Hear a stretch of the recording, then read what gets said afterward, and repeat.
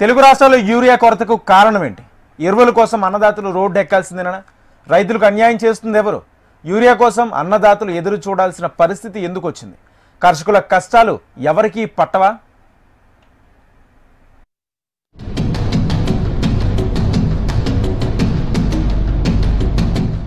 దేశానికి పల్లెలే పట్టుగుమ్మలు, గ్రామాల అభివృద్ధే దేశ అభివృద్ధి. ఇవి తరచూ వినే మాటలు.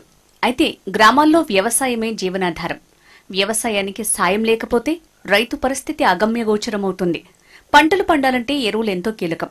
యూరియా, రసాయన మందులు లేకపోతే పంటలు చీడపీడల బారిన పడతాయి. యూరియా లేనిదే పంట ఎదగదు. పెట్టుబడి కూడా రాక కర్షకులు తీవ్ర నష్టపోతారు.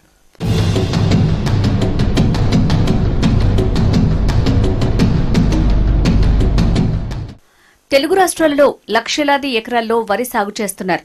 ఇటు తెలంగాణ రాష్ట్రం దేశానికే అన్నపూర్ణగా మారింది. ఏటేటా పెరుగుతోన్న వరి సాగుతో దేశంలో ధాన్యం కొరత తీరుస్తోంది.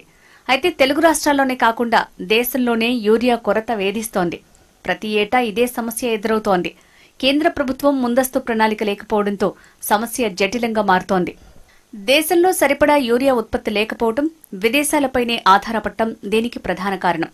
వానాకాలానికి ముందే ఉత్పత్తి, పంపిణీపై శ్రద్ధ చూపకపోవటం వల్లే సమస్య ఎదురైందన్న విమర్శలు వెల్లువెత్తుతున్నాయి. యూరియా కోసం రైతులు అరిగోసపడుతున్నా నేతలు పట్టించుకోవడం లేదన్న ఆరోపణలు వస్తున్నాయి.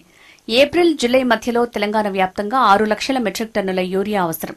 అయితే కేంద్రం పంపించింది కేవలం 4 లక్షల మెట్రిక్ టన్నులు మాత్రమేనని వ్యవసాయ అధికారులు చెబుతున్నారు.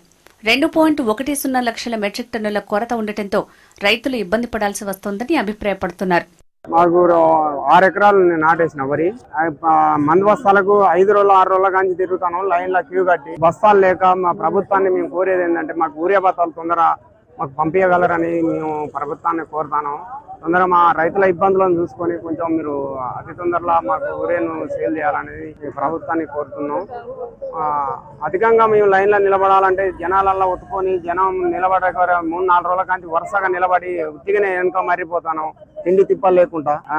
అతి తొందరలో మీరు కొంచెం దయచేసి ప్రభుత్వం మాకు రైతులకు సహకరించాలి, యూరియా బస్తాలు తొందర పంపించగలరనేది మేము కోరుతున్నాం.